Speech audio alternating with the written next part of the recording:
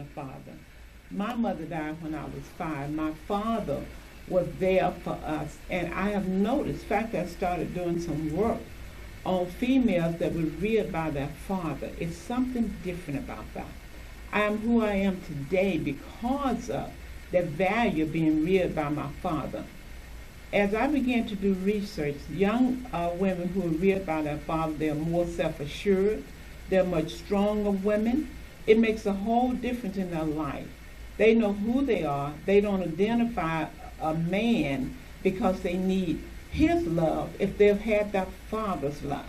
Then they have something. You have to come close to a good father. They know what a man should be if they've been around a father who's guided them. And that has made all the difference in my life, because you have something to measure by. All the relationships usually, the girls usually choose the men. They just decide who they want and they go after and they kind of fall for it because they're chasing after them. So they are really the initiators in most cases. And they don't know what they're looking for. And then they begin to castrate the male because they're trying to tell him what he should be. And they've never seen a real man in their life. And they're making you feel, well, you're no man because you don't know nothing about no man. But because men take the passive role, they begin to take on the attributes of somebody who don't even know what a man is, never been around one, never seen one. All they've seen is a female bossing and running everything and running off at the lip. Okay? I'm being real serious. Be real. So that's why the relationships are so jacked up. There's no qualification into it. It's just he has a car, he has big muscles. We're looking at things, not looking at anything else to build. So we have not had a real qualification. Because if a woman is seeking a mate and you have an elderly mother, you have children, you need to find out, how does this person feel about the elderly? Because your mother just might have to come and live with you when she get older. You know, so you have to find out about that. How do you really feel about children? Blended families are very difficult when you have a person who you step in because you came from a home that you saw a real man being a type man, and you marry a woman who don't know what a man is. And when you step up and you're trying to be a father, what a father should be to her children, and she's jerking back, you got a fight going on. Because she don't know what a man should be, but she's not going to allow you to be a father to those children. So we need to start in schools. It should be relationship building in like the 7th grade, because that's when they start talking and looking at somebody. You need to know at that age who not to have anything to do with. And then from high school to college. I mean, there's a book, there's a manual on everything. How can you go through life with nobody talking about how to build a healthy, wholesome relationship? It just doesn't make sense. Should talk about it at home, at church, because these relationships cannot stand because the black male and female operate in reverse order to nature. Reverse order to nature. Can I explore just a little bit on Sure, that? go right ahead. Beginning from a historical standpoint, where the man had to play the weak role, because the woman didn't even want him to be strong, because she knew he would be beaten down or killed. When your man is beaten in the presence of his wife and children, that speaks to the family. He cannot protect you. He ain't about nothing. When men in the South, when they and their wife would have a fight, they would go to the white man and tell the white man, my husband beat me. He would come, don't you hit her no more. I mean, he was in charge. So when you break down that type of relationship, and because of that, they made the woman feel, I don't have a protector, you know. So now, because she's the only woman today that uses the term, I'm independent. No other woman uses that word. That came from slavery, because independent means I have to fend for myself because I don't have anybody. So she carries that so with her that even when a man is present, he's still absent. Even when a man is in her life, he's still absent. And so she perceived she's locked in a frozen psychological state of independence, frozen in her mind. And because of that, she continues to make her man feel totally insignificant. because historically he's been put in position to be insignificant. So because of that, when she has the water bottle, you know, that you put up on the dispenser, she picks it up when her husband is sitting there and flip it over on that dispenser. Y'all hear what I'm saying? But the women of other persuasion, if they drop a straw, baby, can you pick that up? That's right. She makes them feel significant, That's right. and we make them feel, I don't need you. You don't have to move this couch. I was moving things more than the couch before I met you. I don't need you. So we just have some things to do, and that's why today black men were reared to be fearful. We teach our sons, when you get out, you do this and you do that. There's no fear been put into our young girls. Y'all hear what I'm saying?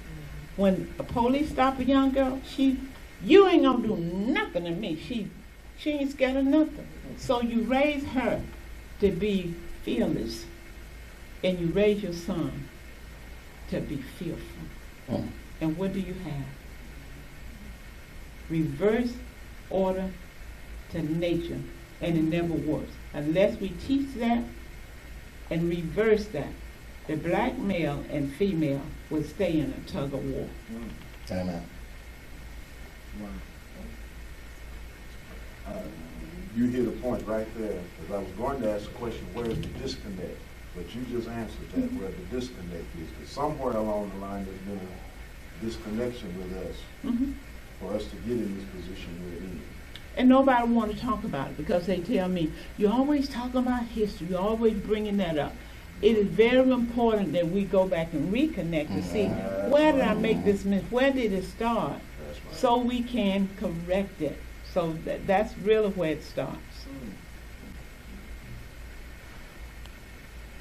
Let me help with this problem. I want to hear from everybody. Okay.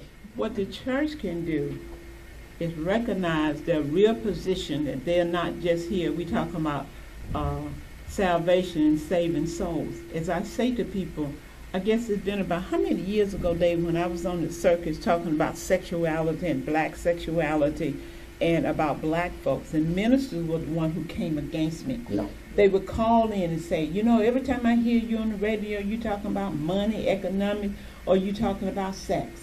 I said, every time I hear of a church breaking up, somebody went to bed with somebody, or somebody ran away with the money. Hello, make it plain. So you need to welcome my ministry.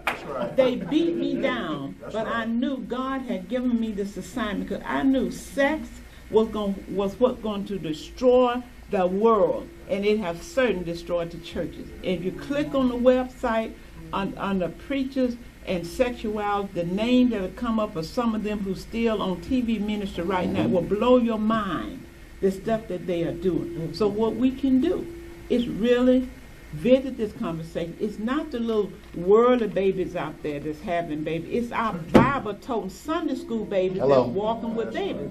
And you don't want to talk about sexuality?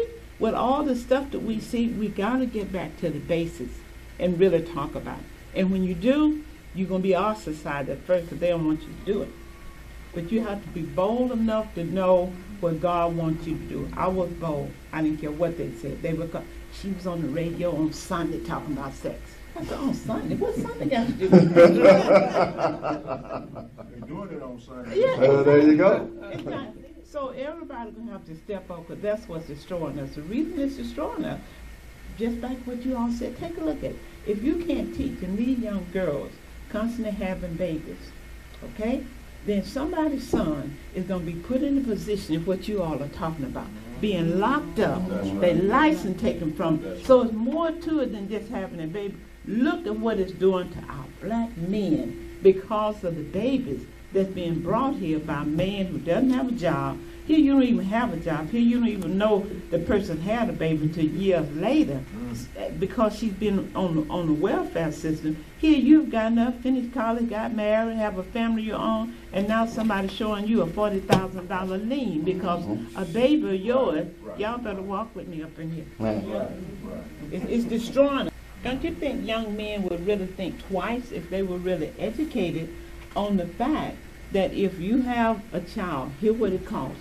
Here's what you would have to pay for child support. If you don't have an education, you will make minimum wage. Let's put on the board how much you bring home with making $10 an hour. This is no, they need to have these conversations. Here's what it costs for child care. It's going to be $125 a week for child care.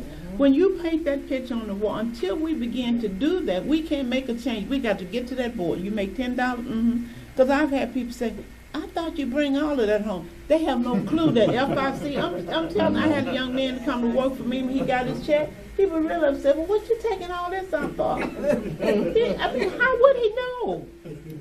How would he know? So now when they see that, they're going to think twice. I won't be able to have a phone, the cell phone. I won't have no cell phone.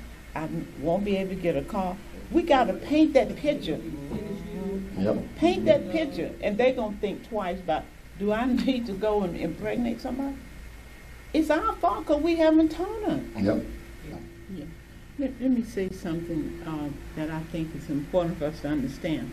The church used to be the pillar in the community. Mm-hmm. The church had so much power and so much control because everybody believed if the minister toned the bell and said, this is what you all do, we did that. Mm-hmm. The church had control of the people.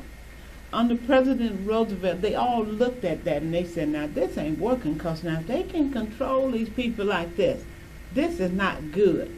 So they came up with the New Deal, where the government now, because when people had needs, they went where? To the church. To the church. Do you realize how powerful that is? If all of these people were looking toward the church, do you realize what we could have done, what damage we could have done on this society? So they switched that power to social service. Now, so the people no longer, you had needs, you didn't depend on the church. You got away from that, right?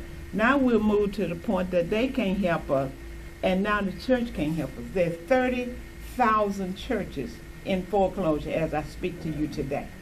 Okay? Now, whoever thought you could be a member of a church for 20 years and you get what? You can't pay your rent. A single mother. I've seen it happen in this city. And they go to the church and they say, well, we can't help you because, we helped you one time last year. But you've been coming every Sunday. But can they help? They really can't help. Because people have fallen away. Why did they fall away? Because they seeing that, what y'all doing? There's more to do now. There's games. See, folks used to didn't have nothing to do. Y'all follow what I'm saying?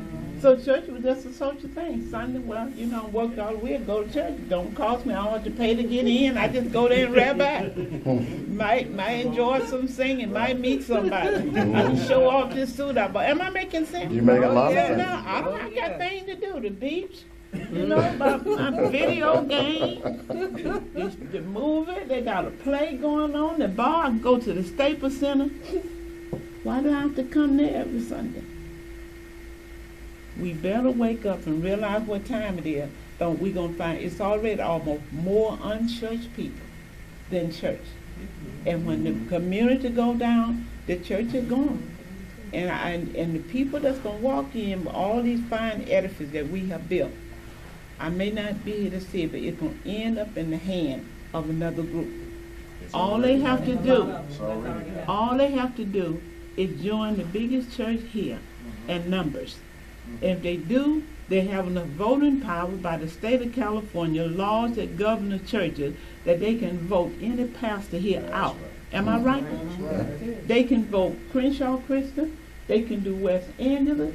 If they make up their mind, they can put every one of them out of business tomorrow and own those churches. Because you all talk about all the fatherless men, which we know.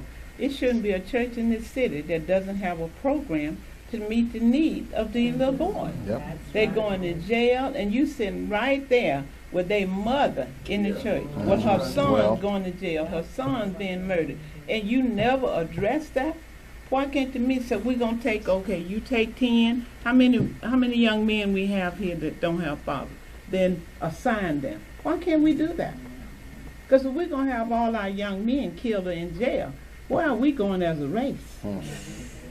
And you got young ladies now, whether you all know it or not, they have a little thing going where they have a baby by 2 or 3 men, because they going to get a check from every one of them. Because if you work, you going to pay child support or you going to jail. And they'll high-fiving each other and laughing about it.